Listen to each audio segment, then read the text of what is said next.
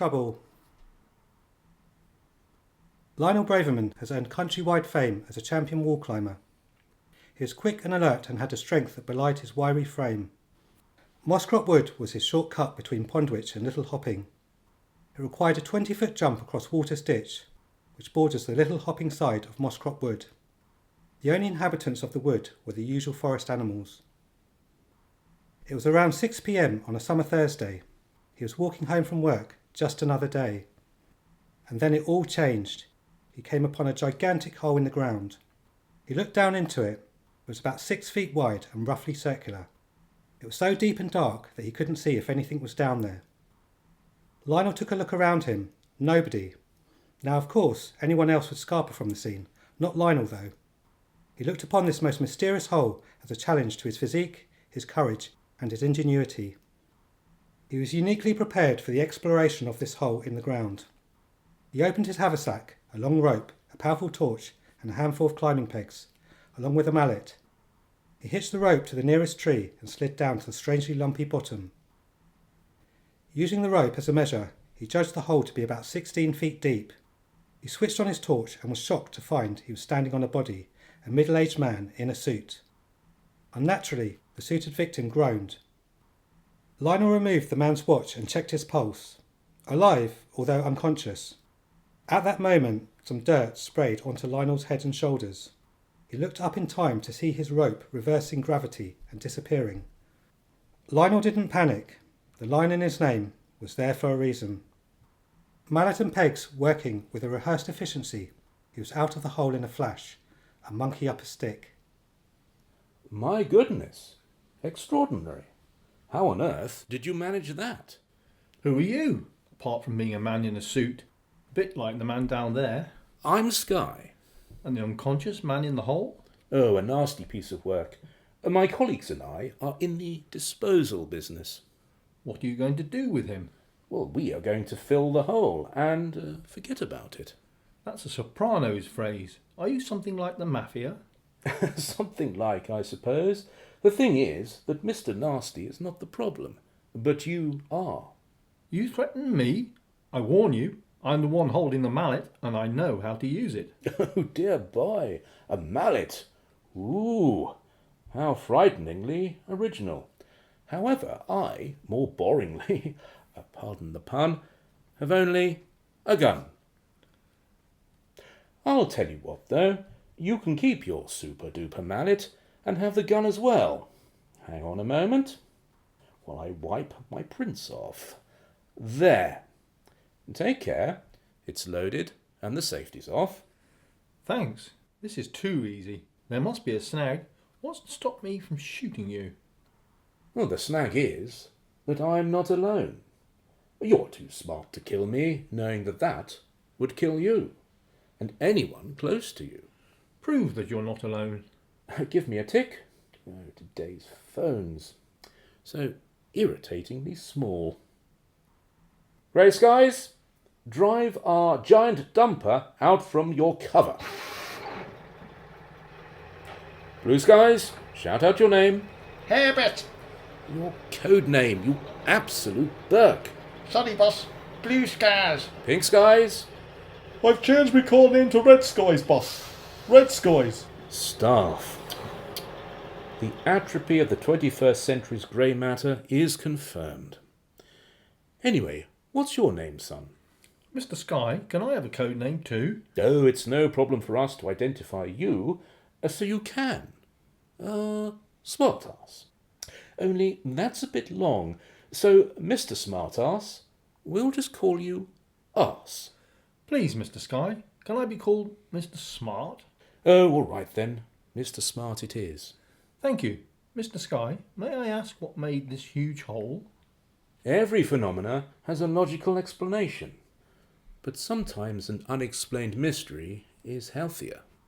Sounds wise. Mr. Sky, what now? Simple, and if you are smart, you should have worked it out yourself. Let's just say that the nasty unwell person, who is in fact in the well, has to be shot to death by you, Mr. Smart, using all 6 bullets. I mean, it's not really on you. He's going straight to hell either way. Then you give me the gun back, taking care to preserve your prince, and, thoroughly compromised, you can go home. I quite like you, Mr. Smart. It would be a shame to have to de-witness you. You mean take me out? I said I quite like you, but not that much. It's a big hole, plenty of room for both you and Mr. Nasty, so get on with it, and mind, not a word about this, not to anyone. Do you understand? I do, Mr. Sky. Not a word.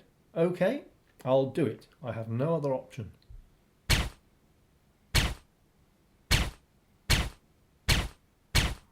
The birds and fairy animals of Mosscrop Wood could be heard rustling and squawking. As startled, they flew and bounded their way to find their safe spaces.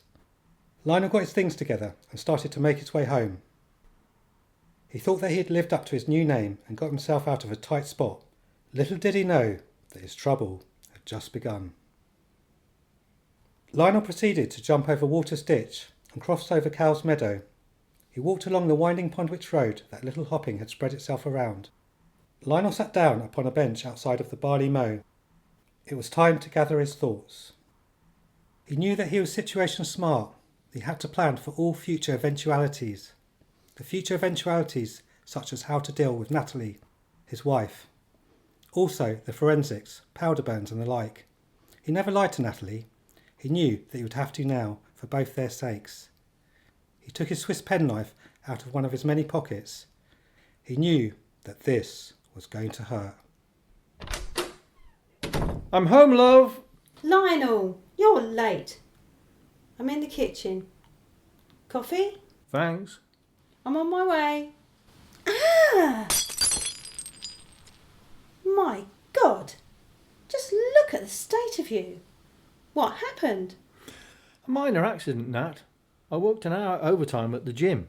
While I leapt over Walter's Ditch, I didn't see all the broken bottles on the other side until I was mid-air. I tried to avoid the worst of it, which made me land awkwardly, and I rolled over, hence the mud and the torn clothing and the cut. You poor thing. Dinner's in the oven. It'll keep for now.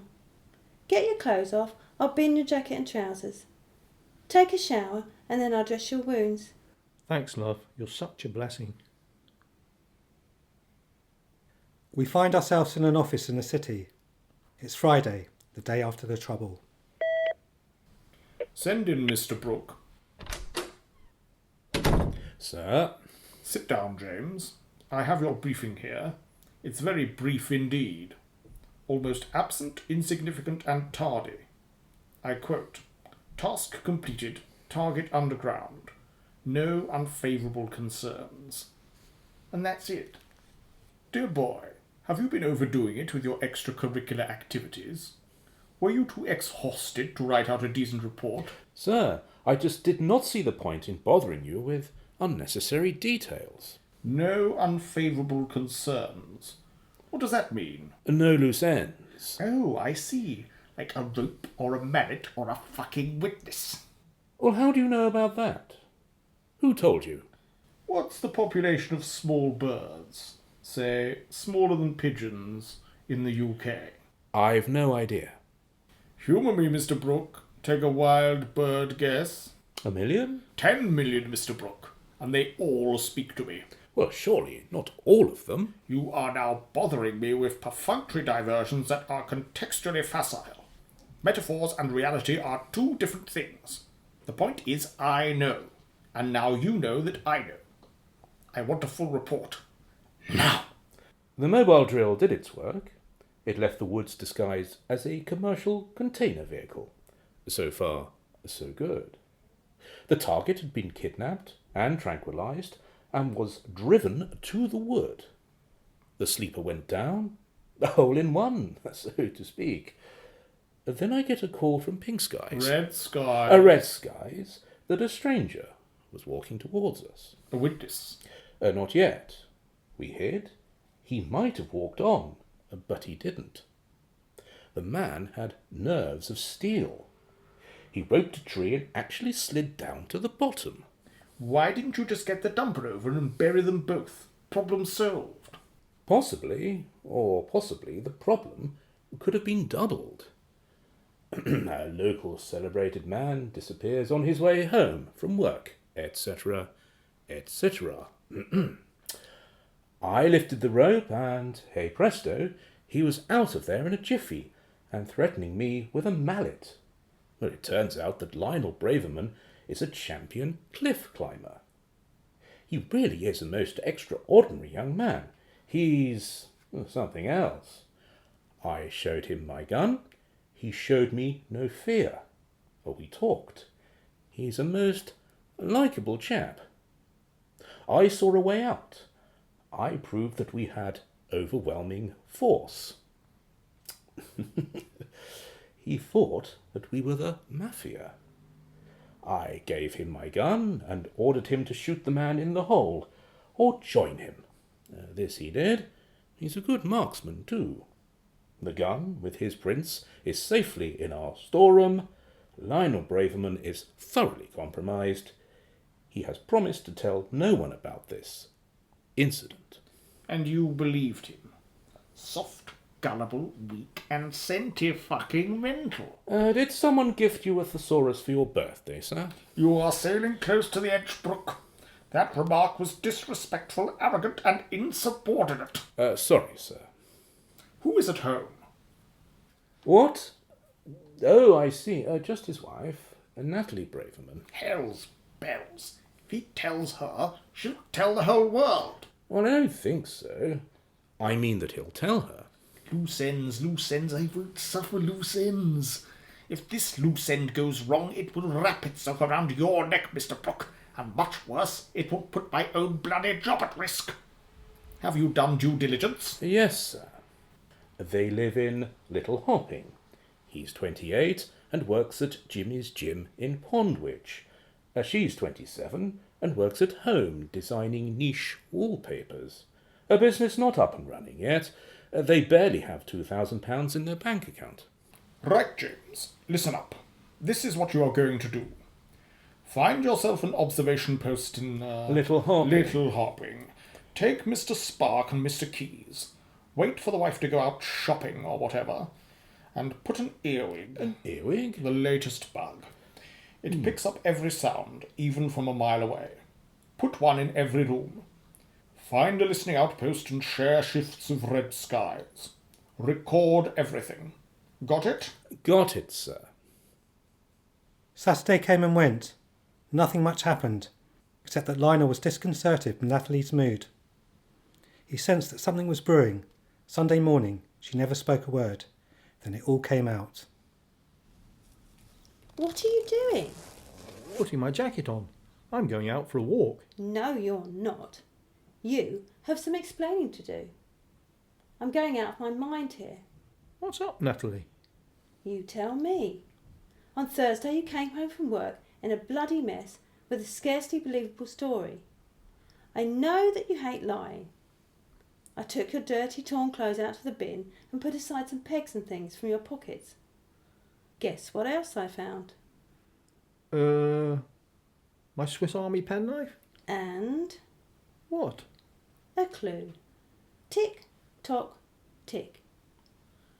Which reminds me, time to go for a walk. Don't you dare. This. And you never wear a watch. Ah, geez, the watch. I'd completely forgotten about it. I was looking at it when the rope went The up. rope, the watch. What next, my deceitful husband? Spit it out. I will, but first of all, hand me the watch. It needs a safe place. In the wood, I noticed this deep hole. I took a rope from my rucksack, fastened it to a tree, and went down it. Before I go on, telling you the whole story will put you in severe danger. Also, I made a promise to a stranger who may have saved my life. Do you want me to go on? Absolutely. We're in this together. It's called being married. Tell me everything. First, I need you to swear that you will never divulge this information to anyone. I swear. Very well, I'll tell you everything. And he did. Hook, line and sinker, the whole truth. We move on to Monday morning, and we're back at the desk of Montgomery Price. Send in Mr. Brooke. Make yourself uncomfortable, Mr. Brooke. I've just heard the recording. I'm not one to say I told you so, but I fucking well told you so. He spilled out the beans all over his nearest and dearest. Well, she swore to keep mum about it. That's the first person she'll tell. They're both compromised. She's withholding information about her husband's heinous crime. Which is also our heinous crime. Brooke, you caused this mess. Before it spreads and becomes a cancer, cut it out. Yes, sir. But how? Is there no accountability? You, Mr. James Brooke, are the surgeon, and this is your field of operation. I want this troublesome couple to disappear from the surface of the earth. Is that clear? Yes, sir. To disappear. To be clipped, as our cousins say. Not easy. They live in a terraced cottage. Nosy neighbours and the like. We can't just storm their home. Why so negative, James? You used to relish this kind of task. How's this, then? We let them know that we've earwigged them. We leave a voice recording of their chatter, along with something red and dead, mafia style. This will be sure to freak them out. Go on. Colourful, but as yet no actual resolution. Well, we force them out of their home with a macabre despoiling of their living room. We can keep our firm out of it. I'll use my criminal contacts. The smart-asses will panic and leave their home, and that's when they will be captured and disappeared. Now you're talking. Go to it, James. I'll need at least £20,000. Efficient, independent disposal squads don't come cheap these days. Give me a second. Here's your authorization. Signed and sealed. Collect it from our treasury. Sunday and Monday passed peacefully enough for Lionel and Natalie. They thought that the trouble might be over. Their close relationship reformed, and on Tuesday, Lionel went to the gym as usual, while Natalie stayed home and experimented with her wallpaper designs. At 4 p.m, she took a bus to Pomwich to shop in the supermarket. She came back at 5 p.m. to an unlocked back door, and on the front room carpet, a foul-smelling bloodied sack full of God knows what. A strong-willed woman, she didn't scream. She just made coffee and sat on a stool near the street door, where she waited for Lionel. What's wrong, love? Why are you sitting here? We've been broken into. Something horrible is in a sack on the front room floor. Something dead. Stay here, Nat. I'll take a look.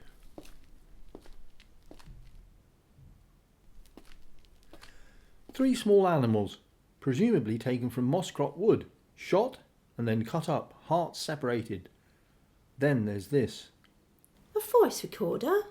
That's right, listen. I swear. Very well, I'll tell you everything. All this time they've been listening to us. And probably still are. At this point, Lionel signalled to his wife to stay silent. They moved into the kitchen, picking up biros and notepads on the way. They began to write messages to one another along the lines of, Let's get out of here. Just go anywhere. No, Nat, that may be just what they want, to scare us out of our neighbourhood, away from witnesses. So what are we going to do? For now, we'll just stay put. What about the mess in the living room? Leave it for the time being. Are we just going to stay here, writing messages to each other? We'll go nuts. Get a big bowl out on the table and some matches. It might be a good idea to burn this conversation as we go along. Okay. Now what? We while away some time. Fancy a game of Scrabble? Yes, that's a lovely idea, I don't think. Yes? Who is it? My name is Scott. May I speak with your husband? I'll get him. It's the man who calls himself Sky. He wants to speak to you. Sky, Mr. Smart, you've made a right horror show in our front room. the recording now, don't worry. I see. I shall be in the barley mow. Understood. Bring the watch and the clothes you're standing in. The watch. What's that got to do with anything? Fewer questions, the better. This is your only chance. Okay. The watch and the clothes we're standing in. Please trust me, Mr. Smart. See you shortly.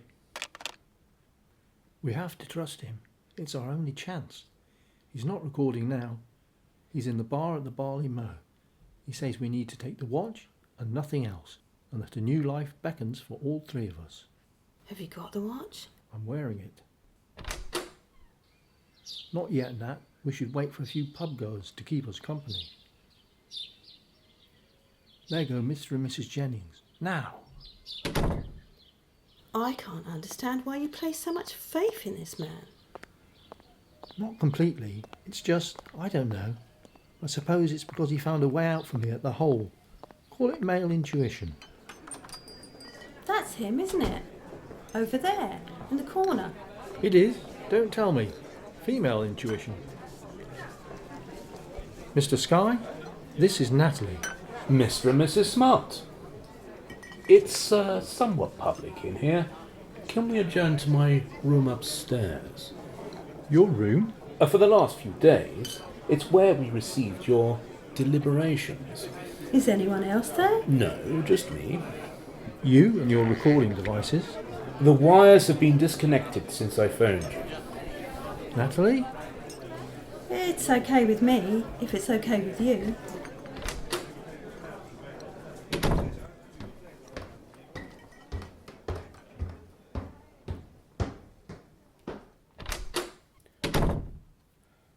Right.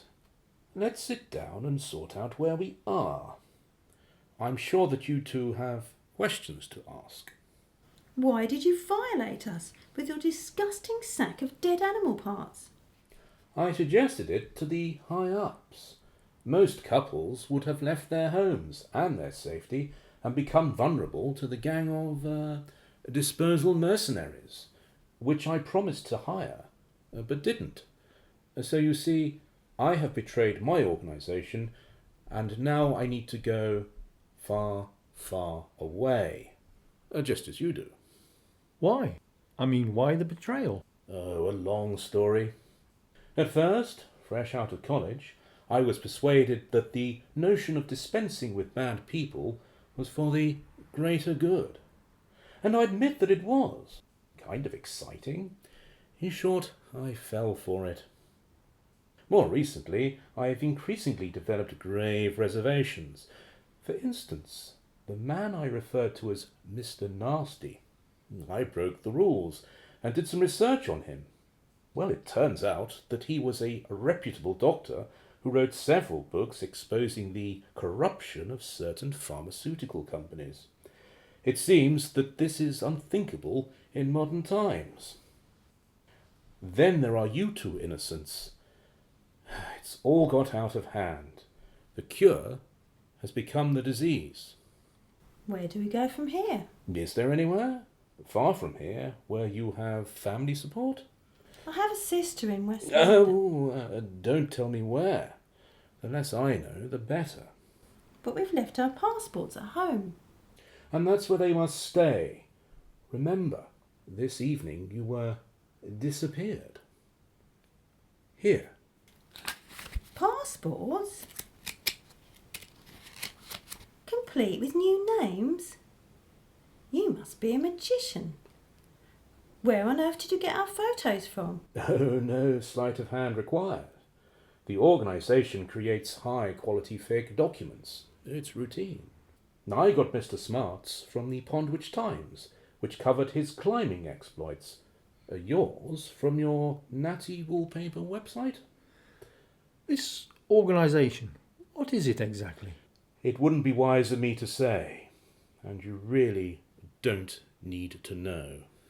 Reading between the lines, it's protected, it's corporate, and it's who we are not allowed to criticise. Ah, you've read Voltaire, Mr. Smart.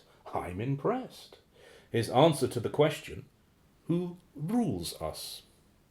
Have you got a plan for us? A quick getaway from here. I'll drive you to Euston Station. Then take a train to an airport of choice, and up and away. But not a London airport. They may have been alerted. Manchester or Birmingham should be fine.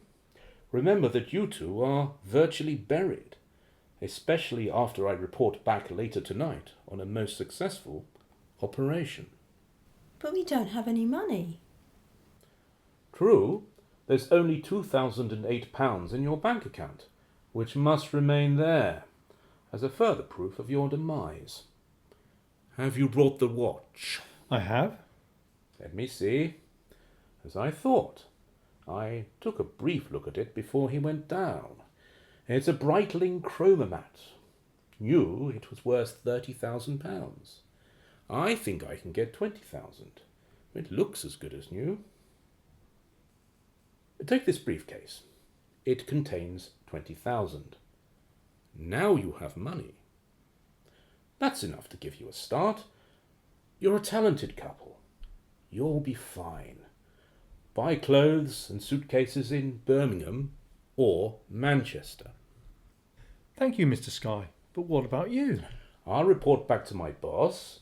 I will describe a most successful elimination of loose ends. In a few days' time, I'll be gone, out of the game for good. I've had this planned for some time. Any more questions? I don't think so. Let's just get away from here, permanently. It's 8 years later, 2 p.m. local time.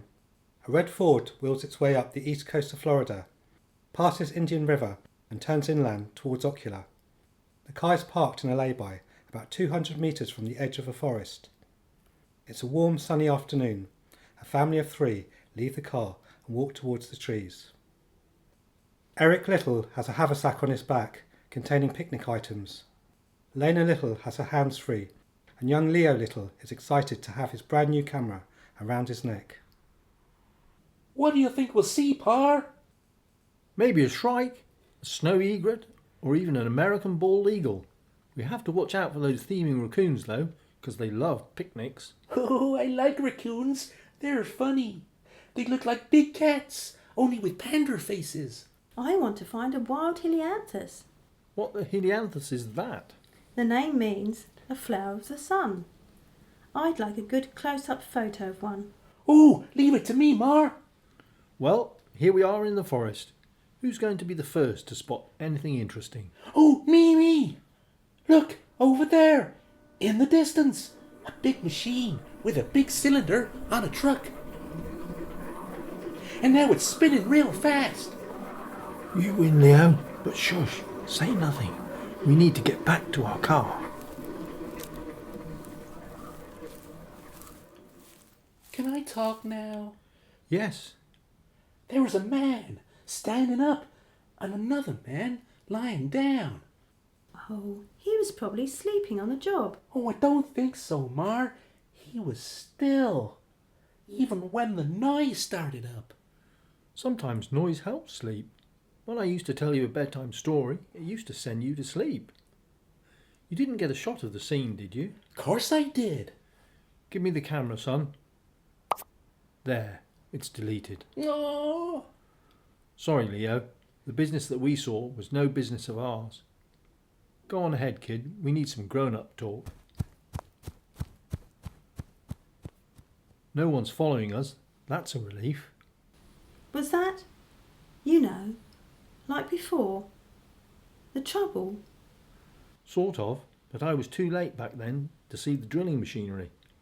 I'm worried. There are only 3 possibilities. That what we've just seen has an innocent explanation, that it was a 1,000,000,000 to 1 coincidence, and lastly, that this new kind of disposal method has gained traction and is becoming commonplace. Either way, we don't seem to be involved, so don't worry, love. Leo, wait for us! Where are we going to go now, Pa? If your mum agrees, we drive to Indian River and picnic on the beach. Mum agrees. Oh, and buy some ice cream? What kind of ice cream, son? Twister pineapple. Twister pineapple it is. No trouble, son. No trouble at all.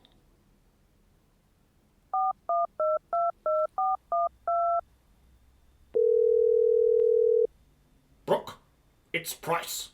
Where the bloody hell are you?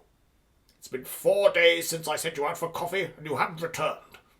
You're not up to your extracurricular activities again, are you? Brooke, if you are not back within an hour, I shall have red skies hunt you down, and believe you me when I tell you he will peel your scrotum like a satsuma. Brooke! Brooke! Trouble by Dave Patchett. The narrator was Julian Schur. Lionel Braverman, also known as Eric Little, was played by Andrew Reed. Natalie Braverman, also known as Lena Little, was played by Shiva Gowrie. James Brooke, also known as Sky, and Leo Little were played by Matt Reynolds. Montgomery Price, Blue Skies, and Red Skies, formerly known as Pink Skies, were played by Rue Shine. Credits by Rue Shine.